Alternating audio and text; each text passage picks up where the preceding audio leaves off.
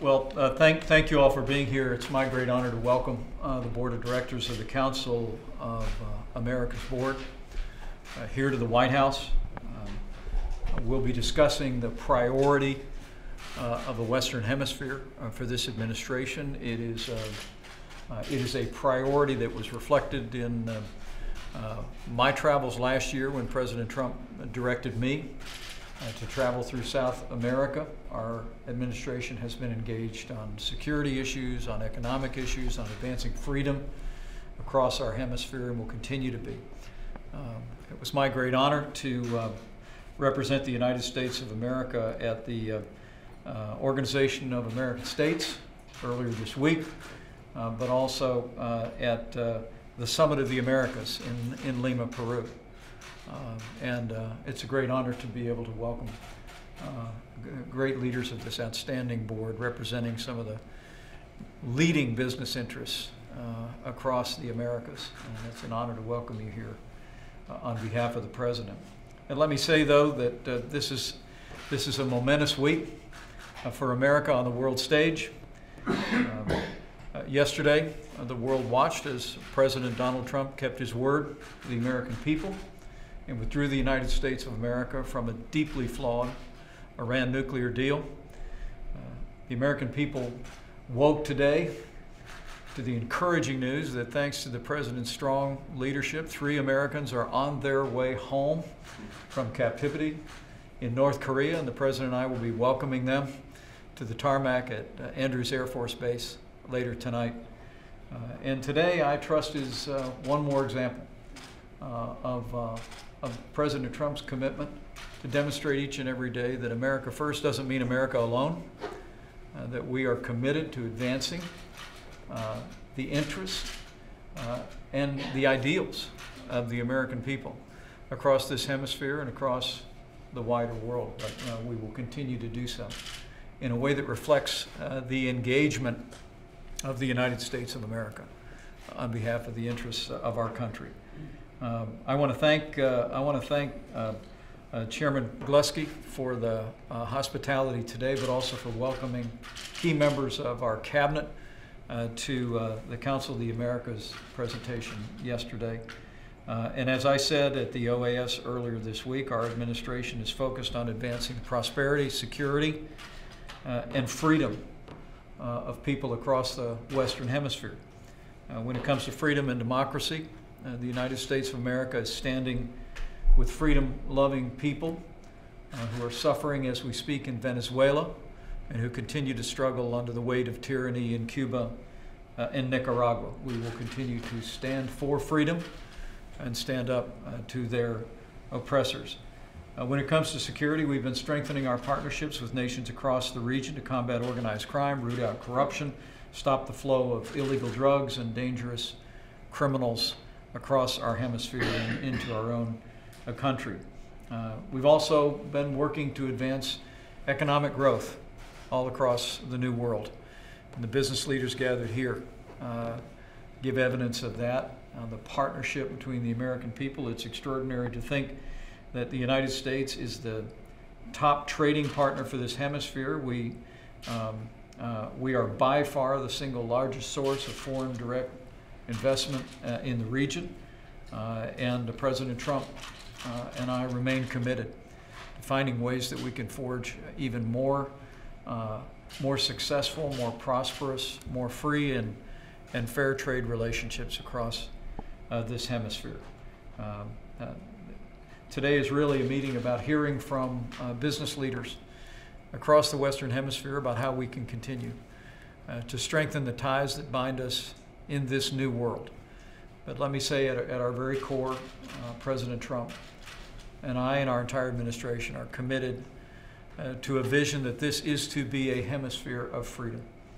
As I said at the OAS earlier this week, we are going to continue to work to expand economic freedom, to expand political liberties all across this hemisphere, so that that the ideals of those that have carried this nation forward and people that have fought for freedom across the Western Hemisphere throughout our history will finally be realized when we can say that every nation in the Western Hemisphere cherishes and upholds freedom and democracy. With that, Chairman Glusky, I'd welcome you to share a few words, and welcome. Thank you very much, Mr. Vice President, and thank you very much for hosting this luncheon. The Council of America is an organization that for 50 years has been promoting understanding among the countries of this hemisphere, from Canada down to Tierra del Fuego. We very much are aligned with spreading, let's say, the ideas of freedom on an individual level, freedom from the countries, better relations, better commercial relations as well. So on behalf of everyone in the Council of the Americas, I want to thank you for your personal leadership, coming to the Summit of the Americas, for the great participation we had in our conference over the last couple of days. So thank you very much, and I'd like to pass the word to Susan Siegel. Well, thank you very much, Andres. Thank you, Mr. Vice President. Thank you for hosting us today. Thank you for your support yesterday. And thank you for your commitment to the hemisphere. This, as far as we're concerned, we believe very strongly that North America, South America, the hemisphere can be the most competitive region in the world. When you think about the demographics, you think about innovation, you think about the opportunities for trade and integration. We have such an opportunity. And freedom, I mean, Venezuela is critical. We need to fix Venezuela. But the opportunity in Latin America for the United States and for Canada is just enormous. And so thank you again, Mr. Vice President, for being here. We're looking very carefully at NAFTA and the support and what happens there. But thank you so much for hosting this lunch. You bet. Susan, thank you. And Andres, thank you so much, and to all the members of the board. I look forward to a great discussion. I can say that we are continuing good faith negotiations over improving the North American Free Trade Agreement. We remain very hopeful that we'll be able to achieve that end, but make no mistake about it. This president, this administration, believe that Western Hemisphere is now and always should remain a priority of the United States of America, and advancing prosperity across this hemisphere. Economic growth and the advance of freedom and democracy is a priority for this administration. So thank you all for being here. Is there any options on the table when we talk about The United States of America will not stand idly by while Venezuela crumbles into dictatorship and oppression. As I said at the Organization of the American States, we are calling on the Maduro regime to restore democratic institutions, to set aside this sham election that is approaching in the coming days, to restore democracy in their country, and to open their nation to humanitarian aid.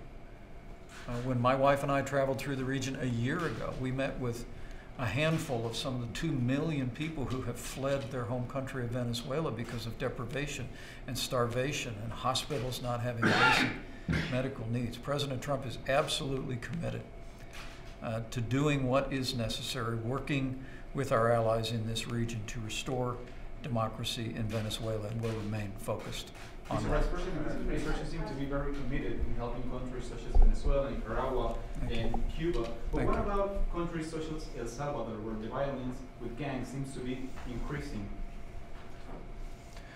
Last year, our administration hosted a conference in Miami on just the issue of the Northern Triangle.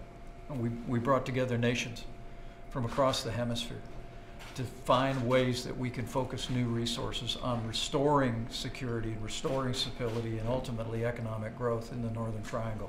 It remains an enormously important priority for us. Obviously, corruption and crime drives transcontinental migration as well. And so make no mistake about it, beginning with the conference last year, we're continuing to work in very close concert with allies across the region to, again, advance the principles of honest government and safety and security, and we'll continue to pursue that. Thank you all. Gotta go. Thank you. Thank you all very much.